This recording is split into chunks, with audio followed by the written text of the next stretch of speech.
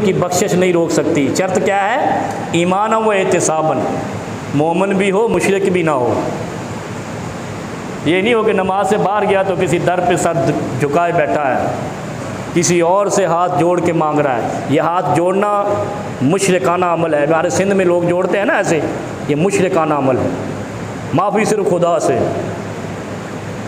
और कोई माफ़ नहीं कर सकता। अल्लाह मगफिरली, अल्लाह माफ़ कर दे। कब है ये? क़याम कर लिया है, रुकू कर लिया है, सजदा एक कर लिया है, यानी ऐन इन्हिमाक में आ गया है, पूरा लाइन पे जाकर बस गेट के अंदर जाने वाला है। जन्नत के गेट में देख लो या अल्लाह के दर पे देख लो, जाने वाला है। और ये कह दे अल्लाह माफ़ कर दे, अल्लाह रहम कर दे, अल्लाह अल्लाह मजबूरनी का माना क्या है? अल्लाह जो मुझसे नुकसान हो गया वो पूरा कर दे। क्या क्या हमसे नुकसान नहीं होते? कारोबार में नुकसान, आमाल में नुकसान, इबादतों में नुकसान, तिलावतों में नुकसान, सदक़ात में नुकसान। ज़कात तो हम पक्के मोमिन हैं, देते पूरी हैं।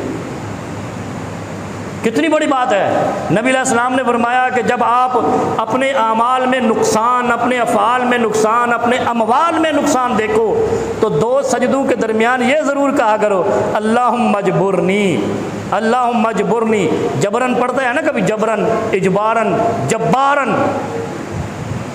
ये उसी से है मजबुरनी। अल्लाहुम्मा मजबुरनी दो सजदों के दरमियान, ये मैं बार बार पता नहीं 10 दफ़ा रिपीट कर चुका हूँ।